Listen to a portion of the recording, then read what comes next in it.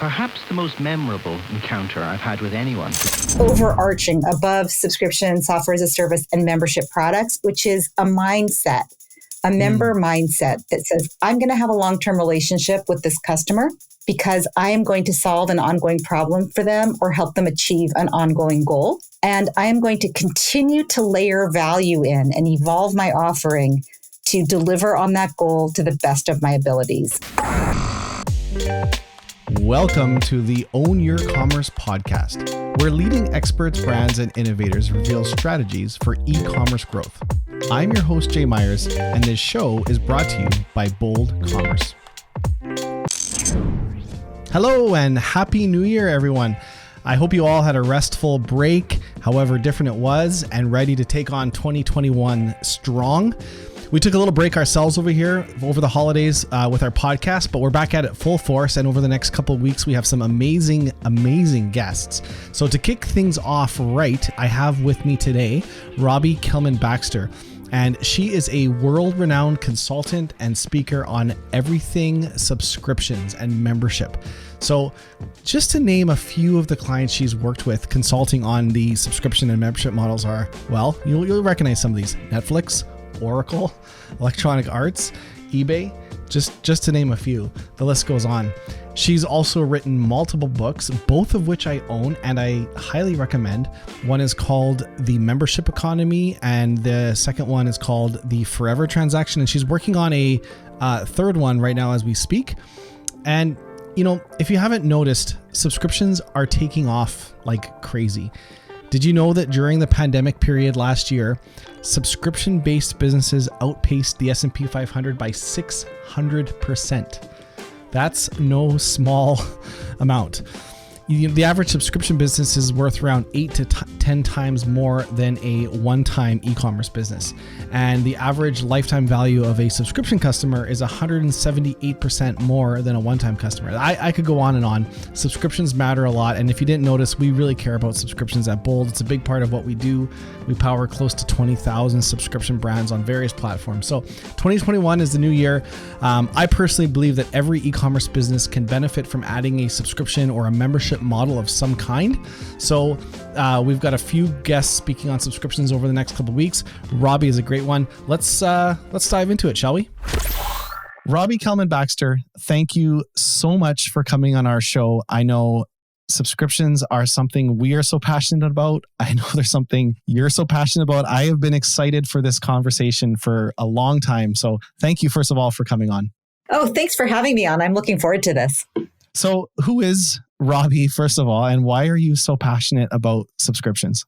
So I have been passionate about subscriptions for about 20 years, actually. So after business school, before business school, I was in consulting and big firm consulting. And then after business school, I was in product management. And I got laid off when my second child was born. I have 3 now. And I decided I was going to hang out my own shingle and be in control of my own career. And for the first year or so, I was just doing general strategy and marketing work. And then I got Netflix as a client and I fell in love with their business model. I'd already fallen in love with it as a mom who was up late at night with babies and loved always having something to watch, never having to go to the store.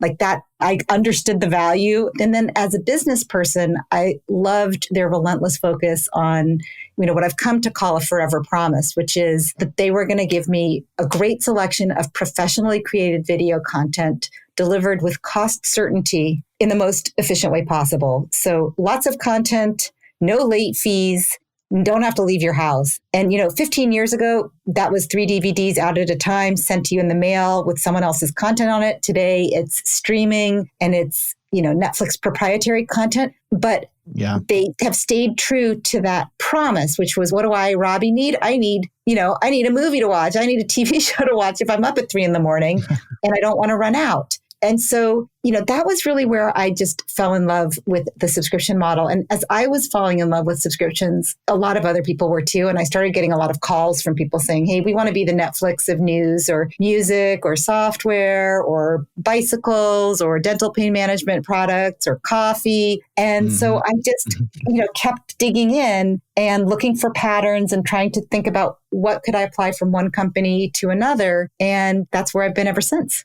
Well, you were certainly ahead of your time, because now if you can't subscribe to something, it almost seems weird. Like I'm subscribed to my treadmill and I'm subscribed to things that I would never normally think you would be subscribed to. But now we just take it for granted, but it's normal now. So you've written a couple books on this topic, the Forever Transaction and the Membership Economy, both of which I would highly recommend to anyone listening. They're fantastic books. It was the Membership Economy first, and then most recently, the Forever Transaction. I guess with the Membership Economy, why did you feel that book needed to be written? Well, so, I wrote that book in 2014. And the reason I wrote it was because I was seeing these patterns and these frameworks that were working across industries. So I was working, I'm in Silicon Valley and I live in Menlo Park, California. I was seeing a lot of software companies, software as a service, consumer subscriptions. But then I was also working with some news organizations, and I was also working with some professional societies that have been with membership forever. And I was seeing how each could learn from the other. And I was starting to develop frameworks, and I was really excited about it. So, I was kind of a zealot. And if I was sitting next to some executive or entrepreneur on an airplane, I would say, I work with subscriptions. And they would say, oh, that's probably not relevant for me. And I was like, no, it's so relevant for you. And so I wrote The Membership Economy to explain to people what was this massive transformation that I was seeing with all of these different industries applying these principles with great results, and to show how you, whatever organization, big, small, bootstrapped, venture-backed, big old-time brand, small, edgy tech brand, everybody could tap into these principles to build recurring revenue, greater lifetime customer value, better relationship with your customers. And so that's what I wrote the book, was to explain what I was seeing and to try to help other people see that as well. Well, and I would say now that challenge of getting those big brands to see that kind of is essentially gone now, would you say?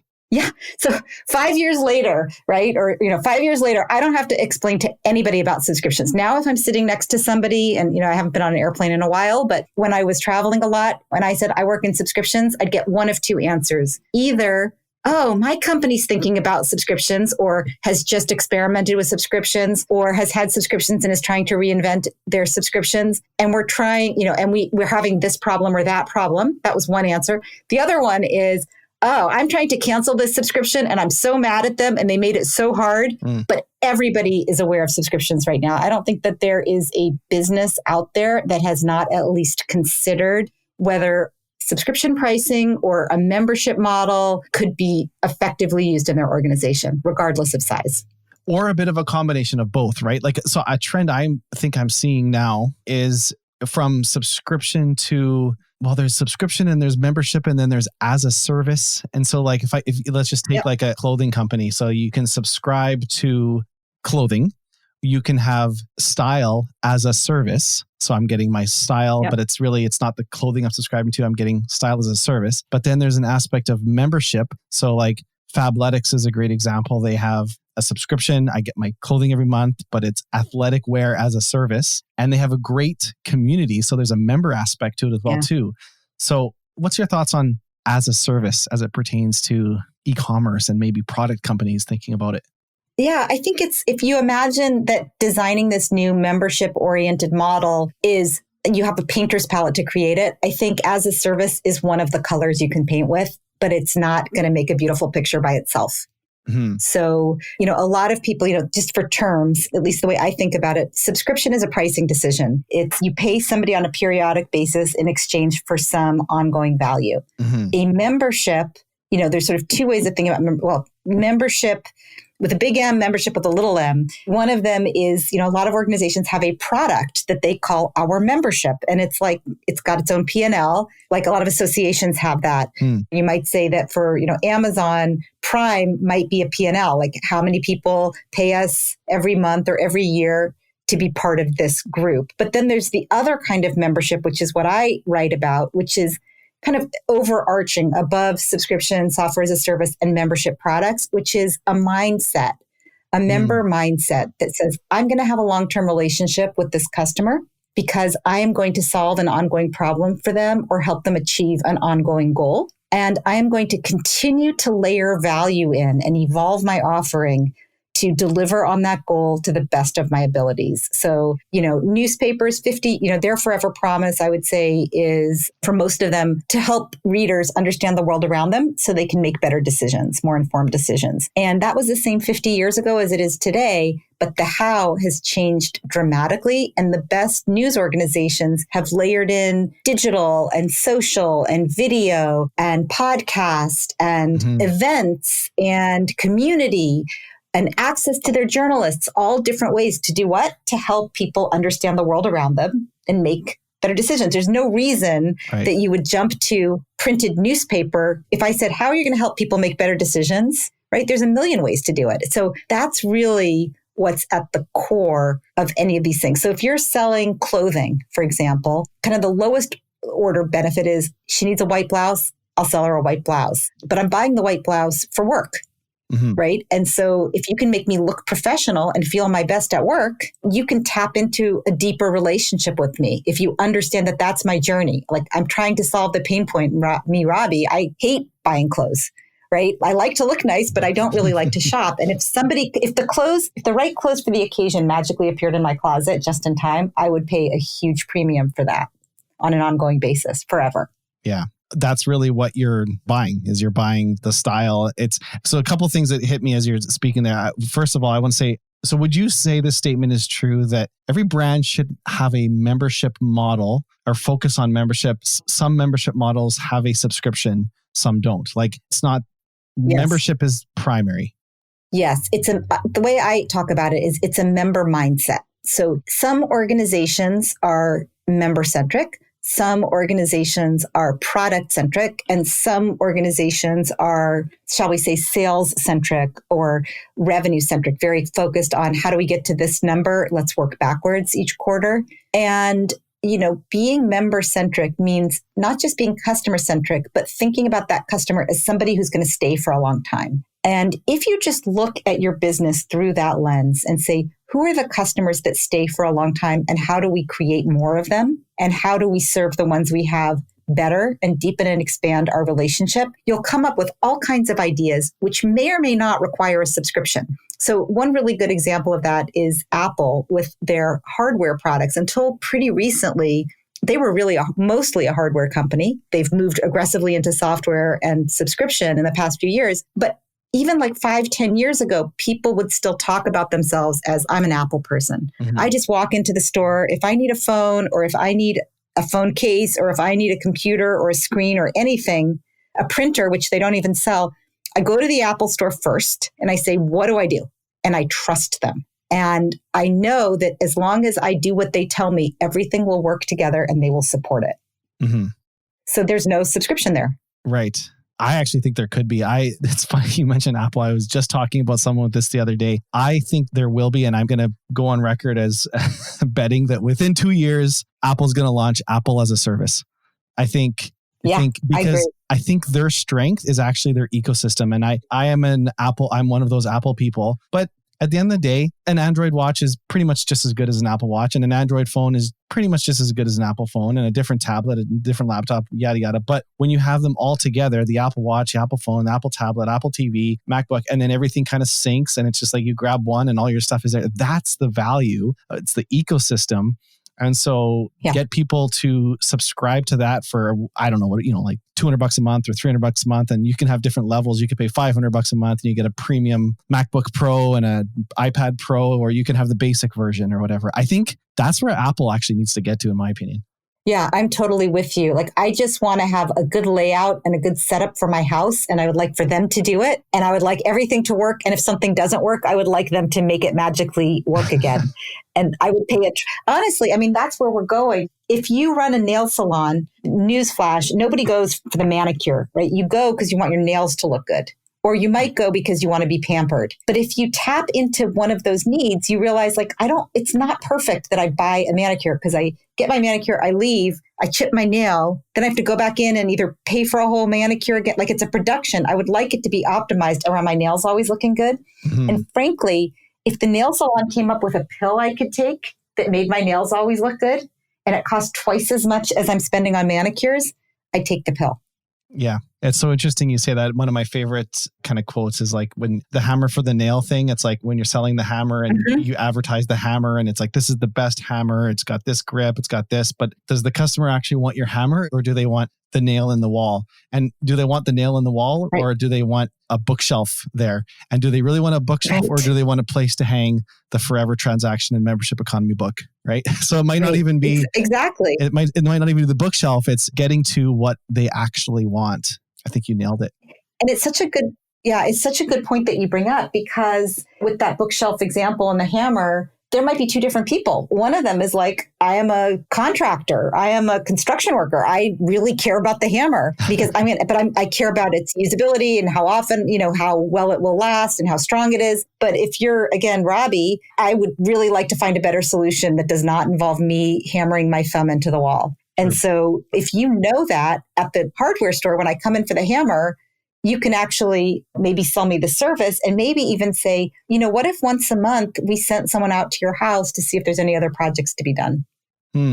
Right? Because that's what I really want. I want my house to be nice and homey and to have a place for my stuff. And so there's always another level. If you buy coffee, right, you might be buying the coffee because it's a treat for you. You might be buying the coffee because it wakes you up in the morning. You might be buying the coffee because that gives you a break in your day. There's an understanding how it fits into the person's life. Yeah. Is going to help you understand what to layer in besides the coffee that you sell. Do you want to learn more about coffee? Do you want to have more enjoyable coffee breaks? Yeah. Do you want to travel to the place where the coffee is made and learn about the culture? All of those things can add value if you know why your customer came to you in the first place. Amen. So, Robbie, one of the things you talk about in your book, The Membership Economy, is about building an organization that's built for the membership model. And that really stuck with me because here at Bold, we have around 16,000 merchants using Bold subscriptions today, trying to launch or scale a subscription business. And I know so often they think about the product, they think about what's their pricing model going to be, they think about all that, but they are a e-commerce business slapping on, if you will, a Band-Aid or not, but totally. Like slapping on a subscription. And nothing else changes. Literally nothing else changes in the company, but they just like add the subscription option. But you talk a lot about having an organization built for the membership model. So what does that mean? An organization like built for membership? Yeah. So it's an organization where everybody's thinking about who are we serving and what is the long-term goal that they have that justifies their trust in us. So for example, one of the easiest models in commerce is a replenishment model, right? I'll never run out of coffee, or I'll never run out of tuna fish or wine or potato chips or what have you, or diapers. And there is some value there. But if you take it a step further, you can find more ways to layer in more value and differentiate your offering. So, beyond replenishment, and I know you know this, there is curation, which is like a discovery box. Like I'm going to learn new things. I'm going to find new kinds of wine or new kinds of coffee or new kinds of bow ties. And then there's community, and there's access to community, to information, to learning, to education, to support, to concierge services, to classes. And so when you have a member mindset, the initial offering is just your starting point.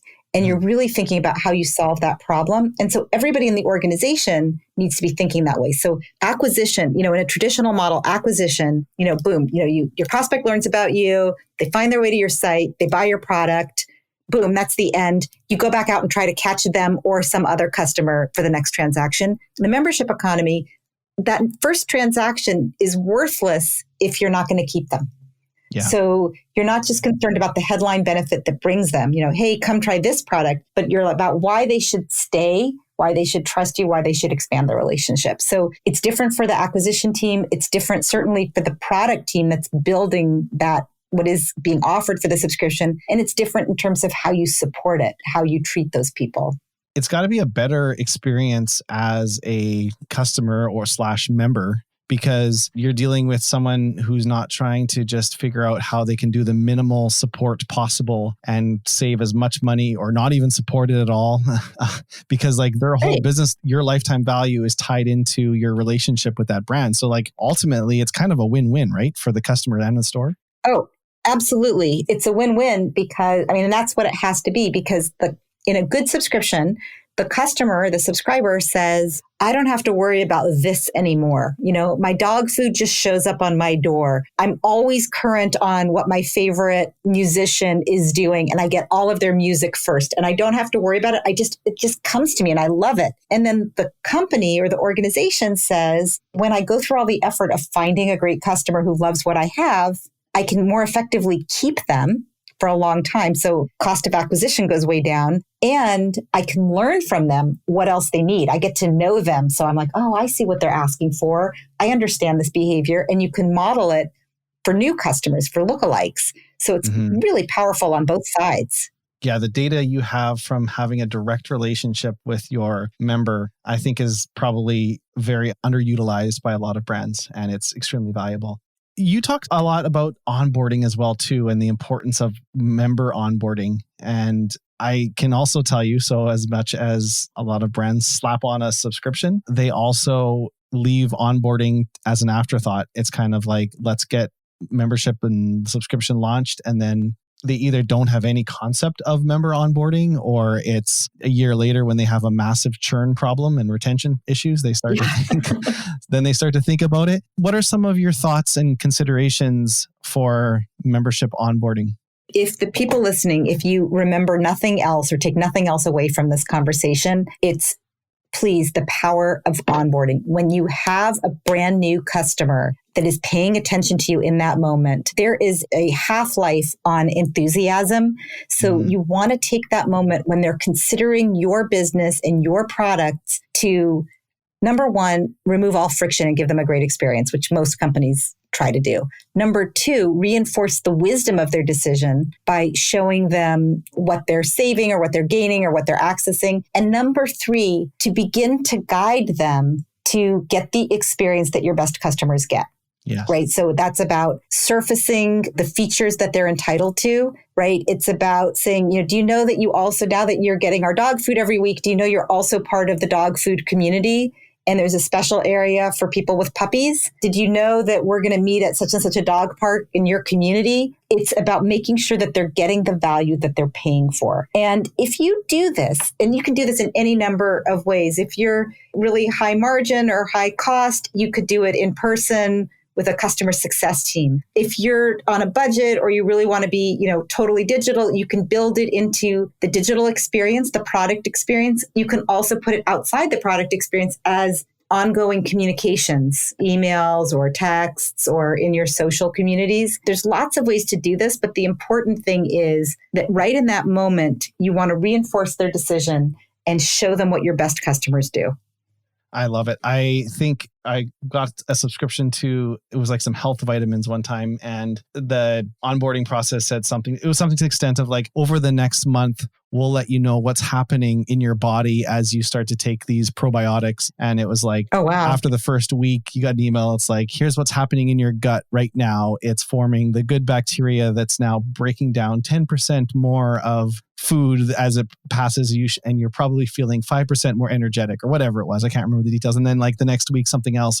But the knowledge, that product became 10 times more valuable to me because of what I knew of it versus just I'm buying something that just says probiotics and I kind of know they're healthy, but I don't know. And then like, I'll never cancel that because I know what is actually doing. I think you said something about helping your customer understand the product, understand the value. Here's how you use these features. I recently did like the onboarding with Superhuman. It's like an email provider, and they did personal. It's $40 a month, so they can afford to do it, but it's like personal onboarding. Someone walks you through how to use the email client, and their whole thing is to get through your email super fast using keyboard shortcuts. And I would have never figured out all those shortcuts on my own. I wouldn't have taken the time, but you can't install the software until you go through their onboarding. And when you do the onboarding, then you see the value in it. And if you just search for Superhuman on Twitter, people are like raving fans about this email software, but I guarantee they wouldn't be if they didn't go through that onboarding process to understand all the value that's in this simple email client. But I think it's so important. Yeah, I love both of those examples. The probiotics one is a great example of reinforcing the wisdom of someone's decision by saying, hey, you did something good for your body and this is what's happening right now. And I think that's great. I think also requiring onboarding, it depends on your business, but there's a lot of businesses where that introducing that little bit of friction does two things. One of them is it makes you feel like you're part of the club if you're in there.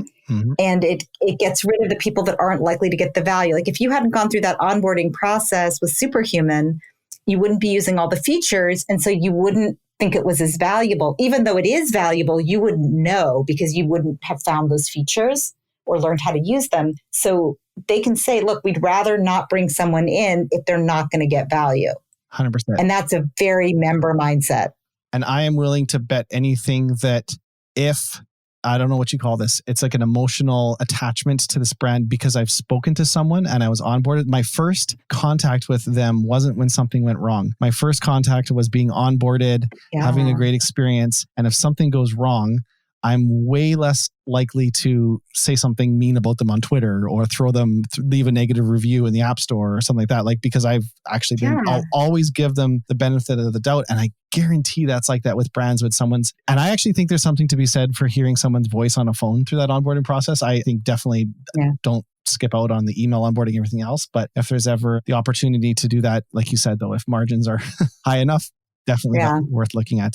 Well, on that topic, so, member retention and churn is for a membership company is probably the biggest fear for so many brands. And you talked a lot about building loyalty into member habits from the beginning. What does that mean, building loyalty into your member habits? And how can stores think about that? Yeah. So one way to think, like if you're thinking about retention and churn and you're struggling with it, I think it's helpful to work your way backwards and try to figure out what's driving the churn. Like what are the different, you really want to get very precise about the driver of churn. So I sometimes think about this metaphor of a party and like a house party or a party that a bar would have. So, one thing is I go to that bar all the time. I've seen, I've heard the band, I've heard every song they sing. I've had every drink they offer. I've tasted all the food. I'm sick of the people. I'm sick of the ambiance. I need something new, right? That's like, I've used up the membership. Yeah. Right. So then what you need to do is you need to expand what you offer, right? So this might be true of somebody like you've gone through, we were talking about discovery boxes, right? And it might just be like, I've seen, there's only so many ties one dad can wear, right? I have enough. I am maxed out. Like maybe you should give me socks now. Maybe you should give me cufflinks, but the tie department is all full. Then you want to work your way backwards and say, well, maybe it's that something wasn't really working in that product. Like I love the idea of this party, but the bar had really long lines and the dance floor was either too crowded or completely empty. And I hate all the songs. So that's a product problem as well, but it's more of an operational issue. So you might have an operational problem. Working your way backwards, a lot of the problems come in what I think of as that onboarding phase or failure to launch is what a lot of people say, which is somebody joins for the free trial or for the special early offer, and then they cancel in the first month. Right. And a lot of times that's because they never made it a habit. They never got the full amount of value because, like you said, maybe they're just sending me the vitamins or the probiotics and I don't really know what they do and they don't taste good. And I don't really notice a big change. So I guess I'll just stop. So that can all be resolved in that onboarding phase. And that's really where building habits comes into play. Reinforcing, habits are all about guidance and reinforcement. And recognizing and rewarding people who are doing the right thing.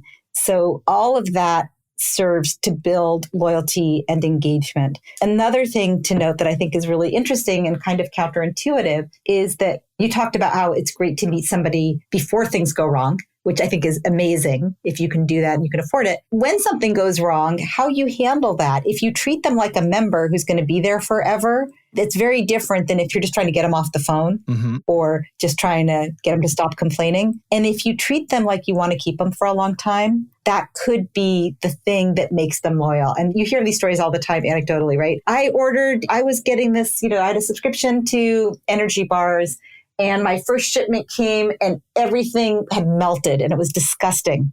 And I called them and they were so nice. And the next morning, I had a huge box of them with a note from the CEO and flowers, right? And you're like, I love them. I love them. Or, Peloton that, when somebody stops using the bike and you're like, why aren't they there? Somebody called in and said, I broke my leg. That's why I'm not riding the bike anymore. and they sent her, a box of merch. And they also paused her subscription. They said, well, you're certainly not going to be using the bike for the next 6 weeks. Let's not charge you for the next 2 months. And that builds great loyalty when you have a problem and they fix it for you. They must hear some funny things when they do those calls. I got into this Netflix show and I'm addicted and I'm not exercising anymore. Right. That is right. But it's super important because a lot of companies wait to do retention until the person calls to cancel, and it's too late by then. You want to do it when you notice their behavior is changing. I mean, ideally, you want to know if their dog is eating the dog food or if the dog food is piling up in the cupboard or the razors or the shampoo. You want to know that before they cancel because you can pause, you can adjust what they're getting. You can maybe help them use it more effectively if they're not really using it. That's super important to do before they decide they want to cancel. Yeah, the days of keeping your customers by hiding cancel buttons are long gone. And you talk about subscription fatigue, subscription overwhelm, subscription guilt, and that kind of ties into this a little bit. Can you elaborate on what that is and maybe how brands can help avoid that for their members? Yeah. So we're in a world right now where everybody is using subscriptions, right? So if you ask a consumer or a business person and you say, look, in your business and personal life, how many subscriptions do you use or pay for? The numbers are staggering. And so people are exhausted. They love good subscriptions, but they're also really cynical about bad subscriptions. And so they're going to wonder, why are you making me subscribe when I used to be able to buy it outright? They're going to ask, what are the cancel policies? They're much savvier. And so if you know you're working in a world of subscription fatigue, you need to make sure you have product market fit, meaning that you're giving them enough benefit to justify the subscription, which is probably more than just sending them a box of stuff every month. You need to make sure that they're getting the value that they're paying for, because otherwise you have subscription guilt where people are like, I have this subscription, I haven't watched a show in a month, or all the energy bars are piling up in my pantry. I remember one of my neighbors last summer had a subscription to Blue Apron, and his wife and kids were out of town. And so he came over to hang out with my husband and me. And we were like, oh, why don't you stay? We're going to grill burgers. And he's like, oh, I can't because there's a Blue Apron box in my fridge, and I promised my wife I'd use it because it's going to go bad if I don't use it today. But what's interesting to note is he wasn't going to lose any money. Like, he'd already bought the subscription box, and we were offering him free burgers. So he wasn't going to have to spend any more money. And it would hopefully it would be more fun to be with us. But it made him feel bad about himself that he wasn't using his, it was sort of, nagging at him. And then the last reason for subscription fatigue is what you mentioned, which is hiding the cancel button. And people feel really cheated when that happens. So don't do those three things.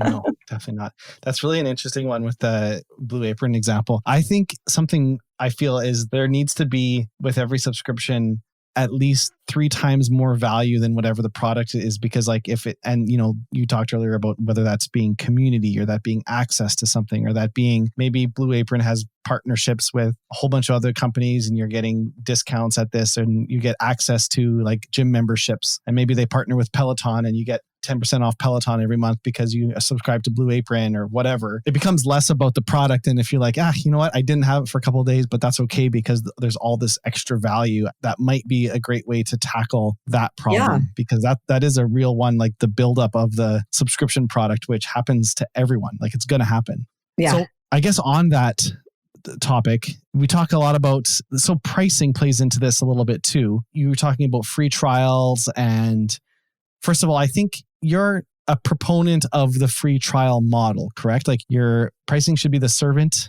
and not the master. Strategy is the master, or what was it? Strategy is the master. Yeah, because subscription is a pricing decision, and that's just a tactic. And what I think about is free trial and freemium both have their place, but you need to make sure that you're getting a return on your investment, that you understand why you have it in your business model and what it does for you.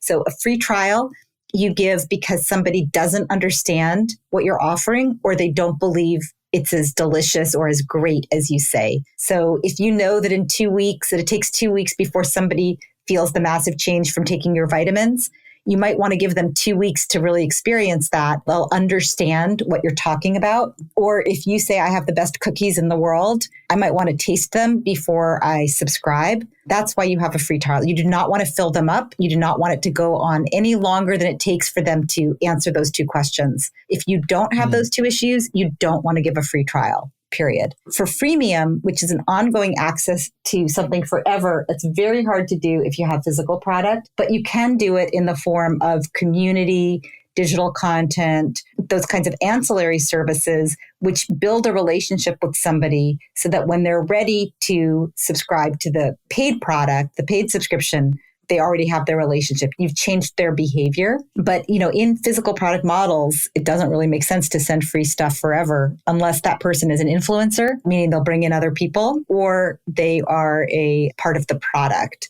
Like, for example, if you're selling, back when Skype was selling headsets, right? Every new person that used Skype increased the likelihood that other people were going to buy headsets because it made Skype more valuable.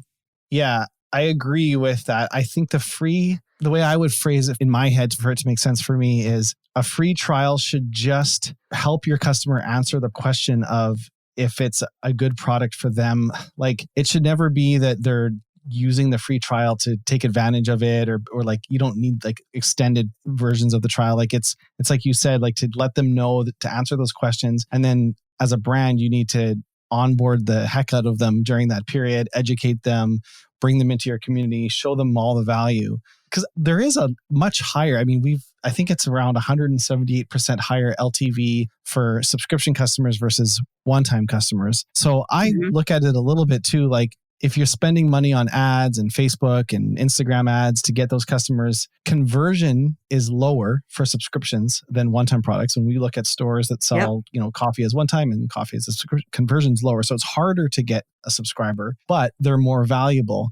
So I'm okay spending a little bit more to get those customers. So I think there's a free trial can work, but I think you're right. There's a time and place for it.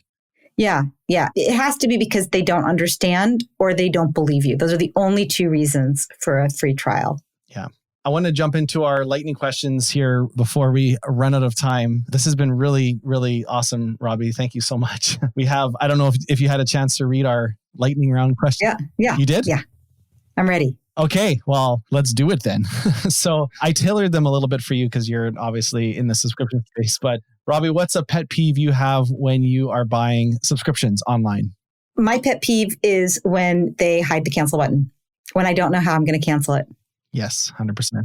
Does that still happen though, a lot? All the time. People are still doing that? Yeah, at the Subscription Show, which is an event that I know that Subscription Insider puts on every year. They have Leslie Fair from the FTC come, and they also have, I'm going to get her name right, Lisa, I can't think of her last name, but who's an expert on this space. And they talk about things like font size, and you can't have silver font on a gray background in 8-point font telling people what they need to do to cancel. People do it all the time, especially in the nutraceuticals space, in a lot of different spaces, but a lot of, and in fact, continuity programs kind of have a bad rap now because there's so much kind of associated baggage with this hiding of the cancel button. Well, they need to use bold subscriptions because their customers could cancel it. Absolutely. What's one e-commerce trend that you are very excited about? I'm excited to see brands, small, interesting brands going direct to their customers and not having to go through the big retailers, and seeing them have an opportunity to offer more than just the product, but offer their expertise around that product to really help pockets of consumers. I love that. Yeah. And I think I am too. And I think that's happening. And what the internet's doing, it's allowing this direct to consumer revolution. That's basically like, you used to go back, like 100 years ago, you would go to a store and buy from the person that was making the product, but then these distributors came in between and housed everything. And we've lost relationships with the brands, but now that's getting restored. It's really, I'm really excited about that as well too. What's the smallest change you've made in your life or your business that's made the biggest impact? In my business, I think it's getting into a habit of writing down my 3 goals for tomorrow at the end of every day. I love it. I read something recently. If you improve 1% a day, you've 37x'd at the end of a year. So I like to always ask people not what the biggest thing is, but what's something small. And I'm going to pile all these together and apply them to myself. And I'm going to be a 37 times better human I love it. What's your favorite thing about your job? I'm always learning. And I'm able to apply that learning to help other people. Those two things really juice me. Being like, oh, that's a new industry, or that's a new idea. Or, this morning I talked to a guy that's a pricing expert and was, really digging in on how that affects subscriptions. I love that. And then I love being able to help people. Well, I think you probably know this. Gartner research that by 2023, 75% of all direct-to-consumer brands are going to have a subscription membership offering on their stores. So you are in the right space, and I think we'll all be learning a lot in a few years. What's your favorite business or leadership quote or something you live by? It's kind of two-part. Somebody told me in a particular job where I didn't feel like I was appreciated. They said, don't go somewhere where they don't think you're a rock star, or if your boss doesn't think you're great, move on. And what I would say, the corollary is that I use now is that the talent market is not efficient. So in other words, you might be worth a lot with one group of people and worthless in a different group of people. There's that story about the kid who inherits his dad's old car under a tarp, and he calls three people. And first, the junk guy says, you can pay me $50 and I'll haul it off for you. And the second guy says, you know what? I see some useful parts. I'll take your parts I'll give you $100 for the parts. And the third guy says, that's a collectible, is $100,000 good, right? It's just, you never know what you're worth. So to never feel bad if you don't feel like you're being valued, to kind of learn from that and find a better fit. Yeah, that's great advice for so many areas of life, I think. If you could this is the last one, if you could give one, or make sure there was one piece of advice that every store owner listening, any platform, no matter what they sell, but running a store, an e-commerce store, what advice would you give them? Know who your customer is and be really focused on them. And don't try to be all things to all people. Start with a really clear idea of who you're serving, and then serve them as well as you can and as completely as you can. And don't let the products that you sell in your store become the product of your store. In other words, it's not just about the thing you're buying, it's about the full experience. Well, Robbie, I just want to say you live what you preach, because to those listening, right before this recording, Robbie and I were talking for a little bit, and she asked me, who is the listener? What are they like? Describe them. What size are they? And she wanted to know everything about who the listener was. And here you are. Your advice is know your customer. So I think that is very telling of you as a person. You practice what you preach. I love that. I'm glad. Robbie, thank you so much for coming on. For those listening, where would you like to send people to learn? I know you do a lot of things. You speak at events, but where would you like to send people to learn more about you and what you do? Yeah. So the easiest place is RobbieKellmanBaxter.com. That's my name, RobbieKellmanBaxter.com. And you can find out about my books there. And if you /audience, RobbieKellmanBaxter.com/audience, you can get a chapter from my new book and a membership manifesto and some process visuals. And then you can find me on LinkedIn. I'm very active on LinkedIn. And so if you mention this podcast, I'll be delighted to link in with you. Awesome. Robbie, thank you so much. It's been a pleasure. Thanks, Jay. It's been fun. That's it for another episode of Own Your Commerce. If what you've heard has helped you in any way, I'd love it if you'd leave us a review in iTunes or Spotify or wherever you listen to your podcast. It's a new podcast, and reviews really help spread the word. And if you know someone you think that might benefit from this podcast, share it with a friend. If you'd like to learn more about Bold, visit boldcommerce.com. You can view all our past episodes, and if you have a story you'd like to tell, we'd love to have you on the show. You can apply to be a guest or suggest a guest on our website as well. That's all for now, and we'll see you next week.